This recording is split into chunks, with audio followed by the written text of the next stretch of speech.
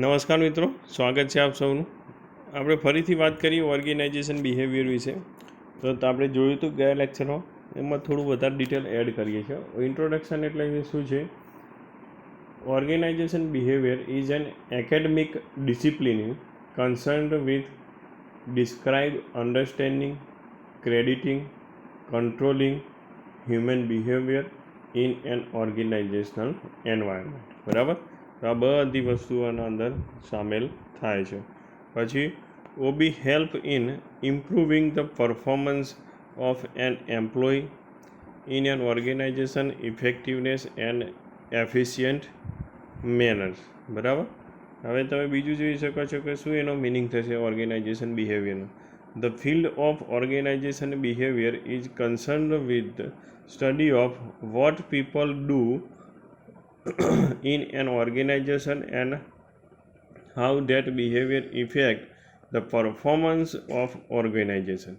Performance ઉપર શું અસર થશે એ મેન ઇફેક્ટ કરશે. Organisation behaviour is about people at work in all kind of organisation and how they may be motivated. મોટિવેશનને પણ જરૂર છે. Motivated to work together and more effective way. બરાબર? તો મિનિંગ આવ્યો થઈ ગયો. ડેફિનેશન ઘણા બધા અલગ અલગ ડેફિનેશન આપે છે. એકોર્ડિંગ ટુ DR ક્લાર્ક ઉપરથી જોઈએ તો OB as the study and application of knowledge about how people individual group act in an organisation. બરાબર? તો એમની એક ડેફિનેશન થઈ. તમને જે યાદ રહી કાંઈ યાદ રાખી શકો છો. હવે ગોલ કયા છે ઓર્ગેનાઇઝેશન બિહેવિયરના? તો ડિસ્ક્રાઇબ ધ બિહેવિયર કેવું છે, understand the behaviour, predict the behaviour, control the behaviour, એ બધા વસ્તુઓ તો છે. બરાબર? હવે એલિમેન્ટ ઓફ ઓર્ગેનાઇઝેશન બિહેવિયર, તો company philosophy, value, vision and goal કેવો છે, કો કલ્ચર કેવું છે તમારું, લીડરશિપ કેવી છે, કોમ્યુનિકેશન કેવું છે, પીપલ કેવા છે, ધેર લેવલ ઓફ સેટિસ્ફેક્શન કેવું છે, મોટિવેશન કેવું છે, ગ્રોથ કેવો છે એન્ડ ડેવલપમેન્ટ કેટલું છે, ઓર્ગેનાઇઝેશન સ્ટ્રક્ચર કેવું છે, ટેકનોલોજી કયા યુઝ કરે છે. આ બધા ઉપર ડિપેન્ડ કરે છે. બરાબર? હવે હિસ્ટોરિકલ ડેવલપમેન્ટ ઓર્ગેનાઇઝેશન બિહેવિયરનું જોઈએ તો કૌટિલ્ય જ અર્થશાસ્ત્ર state that there is a systematic management of human resources as early 4th century BC itself. બરાબર? એટલે કે જે વખત 4થી સદી હતી એ વખતથી આના ઉપર ધ્યાન આપવામાં આવે છે.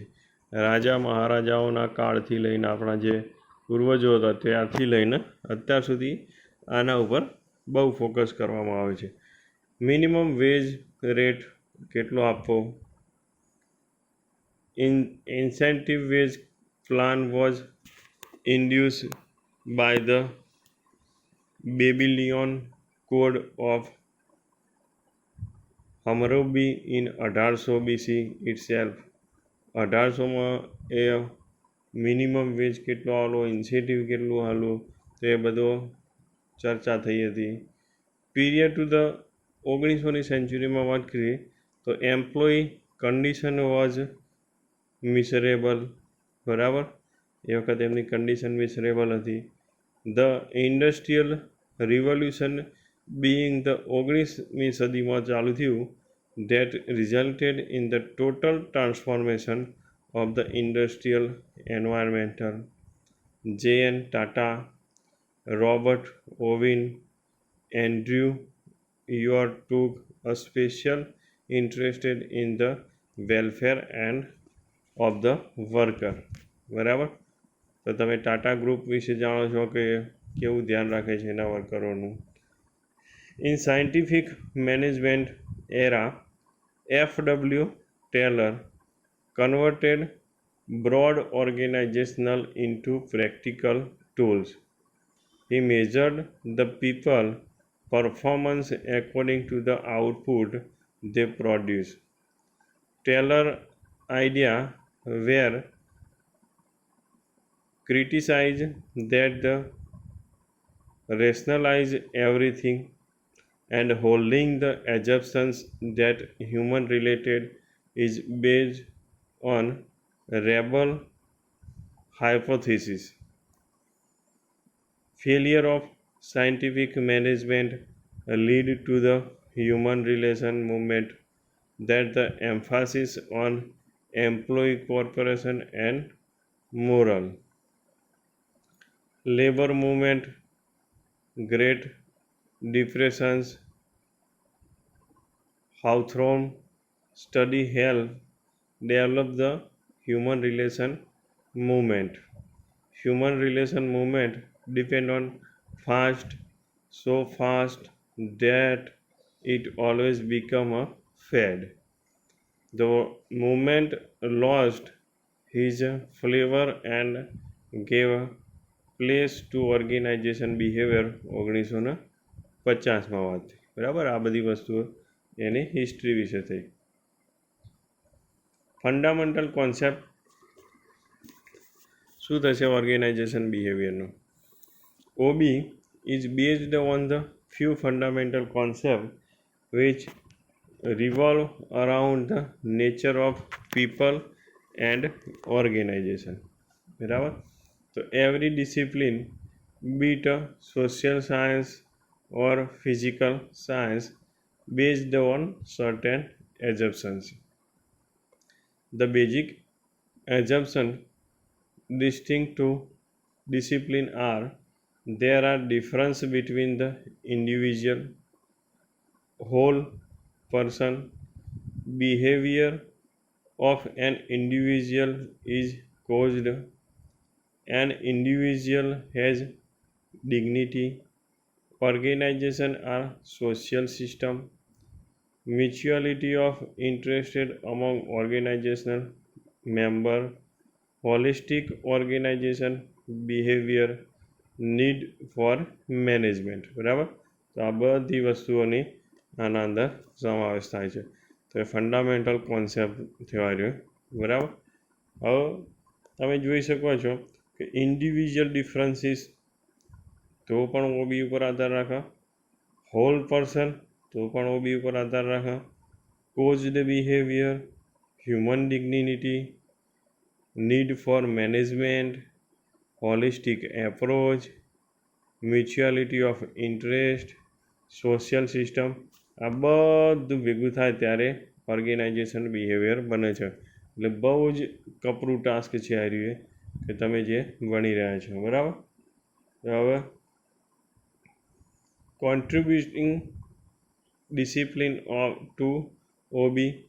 OB draw the concept and principle from behavior science and that core discipline of behavior science such as psychology, sociology, sociopsychology, anthropology અને political science. આટલા મેન એના કોન્ટ્રીબ્યુટિંગ ડિસિપ્લિન થશે. તો સાયકોલોજી ઉપર આધાર રાખશે, સોશિયોલોજી ઉપર આધાર રાખશે, સોશિયો સાયકોલોજી ઉપર આધાર રાખશે, એન્થ્રોપોલોજી ઉપર આધાર રાખશે અને પોલિટિકલ સાયન્સ ઉપર આધાર રાખશે. બરાબર. હવે સૌથી પહેલાં જોઈએ આપણે sociology. It study the human behaviour in relation two there fellow human being. તો સોશિયોલોજીમાં શું થશે? તો ગ્રુપ ડાયનેમિક કેવું છે, વર્ક ટીમ કેવી છે, કોમ્યુનિકેશન કેવું છે, પાવર કેટલા તમને મળે છે, અંદર કોન્ફ્લિક્ટ કેટલા થાય છે, ઇન્ટર ગ્રુપ બિહેવિયર કેવું છે, તો એ બધું આધાર રાખશે. ફોર્મલ ઓર્ગેનાઇઝેશન ટેકનોલોજી કઈ ઉપયોગ કરે છે, ઓર્ગેનાઇઝેશન ચેન્જ કેટલા થાય છે, ઓર્ગેનાઇઝેશન કલ્ચર કેવું છે. બરાબર. તો આ રીતે ઓર્ગેનાઇઝેશન સિસ્ટમના અંદર આવશે, જ્યારે આ તમારું ગ્રુપના અંદર આવશે. બરાબર. અત્યારે હાલ કોરોનાની પરિસ્થિતિમાં જોઈ શકો છો કે ભાઈ માસ્કની પહેલાં કોઈ વેલ્યુ નથી, તો અત્યારે માસ્કની ઇન્ડસ્ટ્રીમાં બહુ વધારે પડતો ફેલાવો થઈ ગયો છે, દરેક જણ માસ્ક પહેરતું થઈ ગયું છે. તો એ જ રીતે મેડિકલ ક્ષેત્રે જે દવાઓ અત્યારે હાલ વપરાય છે પહેલાં નથી વપરાતી, જે રસીને બધું અત્યારે શોધવાનું તો એનો ટૂંક સમયનો પીરિયડ છે કે એટલા સમય દરમિયાન રસી ઉપયોગ થશે, બરાબર. કોરોના પૂરો થઈ જશે રસીની કોઈ વેલ્યુ રહેશે નહીં. તો એ તમારું શું કહેવાય, તો ઓર્ગેનાઇઝેશનલ કયું આવે, તો એક તો ઓર્ગેનાઇઝેશન ટેકનોલોજી, બરાબર, અને ઓર્ગેનાઇઝેશન ચેન્જ તમારું થાય, તો એ બંને ઉપર અસર કરે છે. પછી એ રીતે જુઓ તો સાયકોલોજી છે, તો અહીંયા સુધી આપણે રાખીએ છીએ, સાયકોલોજીને બીજા લેક્ચરમાં જોઈશું.